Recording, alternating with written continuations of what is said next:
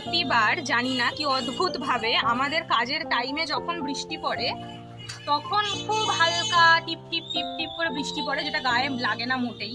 আর যখন কাজ একদম শেষ হয়ে যায় তখন জোরে বৃষ্টি শুরু হয়, প্রায় ঝমঝম করে বা জোরে বৃষ্টি শুরু হয়। আজকেও সেই রকম কাজ শেষ হলো আর এখন বেশ ঝিরঝির করে বৃষ্টি শুরু হয়েছিল, তো এখন আবার খানিকটা থেমে গেছে। আর আমরা এখানে আমাদের দুখানা ব্যানার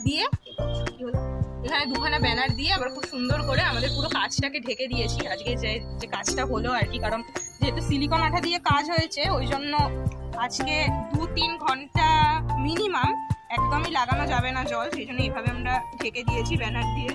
তাই বলছি মানে যখন আমাদের কাজ হচ্ছে ভগবান আমাদের সহায় হচ্ছেন, কারণ একদম কাজটা হয়ে যাওয়ার সময় মানে যখন করছে কোনো রকম কোনো বৃষ্টি নেই বা খুব টিপটিপ বৃষ্টি, কিন্তু যখন কাজ হয়ে যাচ্ছে তারপরে বৃষ্টি নামছে।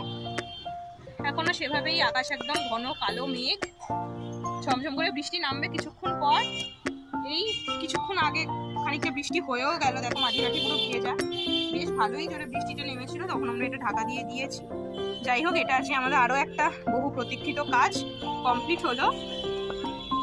আমাদের এইখানে আরো কয়েকটা জায়গায় ছোটখাটো জায়গা ঢাকা বাকি, এই কাজগুলো দিয়েই সেগুলো হবে। আর কিছু এক্সট্রা কাঁচ হয়তো আনতেও হবে, এই যে এখানে কাঁচ রাখা আছে, কিছু এক্সট্রা কাঁচ আনতেও হবে। তো সেই কাজগুলো দিয়ে ঢাকা হয়ে গেলে ফাইনাল লুকটা পরে শেয়ার করবো তোমাদের সাথে পুরোটা। আর কাজটা তো শেয়ার করবোই কিভাবে কি করছি না করছি। তো এই হচ্ছে আপাতত আমাদের ফাইনাল লুক, মানে আপাতত যা কাজ হয়েছে তার। এই যে এইখানে আজকে আমাদের পুরো কাঁচ দিয়ে ঢাকা হলো জায়গাটা। এবার ওই যে ওপরে দেখছো, দাঁড়াও, এই যে ওপরে এই যে জায়গাটা, এই জায়গাটা কাঁচ দিয়ে ঢাকতে হবে। আর এই সাইডে খানিকটা জায়গা ফাঁকা হয়েছে, সেইখানটাও ঢাকতে হবে। আর দরজার এই পাশটাতে একটা বিট দিতে হবে অ্যালুমিনিয়ামের, সেটা পরে কাকু এসে দিয়ে দেবে বলেছে। আর এইখানে আমরা যখন দরজাটা এখান দিয়ে ধরো খুলছি, খুলে দরজাটা বন্ধ করছি, তখন এইখানটায় দেখো এই জায়গাটা একটু ফাঁক হয়ে আছে, যেখান দিয়ে জল ঢুকছে বা ঢোকার সম্ভাবনা আছে। তো এইখানটায় আমাদের ইচ্ছে আছে একটা চৌকাঠ করে দেবো আমরা, আর এমন ভাবে করবো যাতে ওদিকে জলটা পাস না করতে পারে।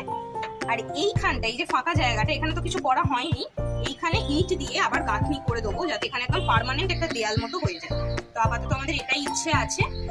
এই দিকের যে ফাঁকগুলো যেটা ভিতর থেকে দেখালাম, এই ফাঁকগুলো ওই কাঁচ দিয়েই বা অন্য কিছু ভাবে ঢাকা হয়ে যাবে, যেটা তোমাদের সাথে যেদিন হবে নেক্সট দিন শেয়ার করবো।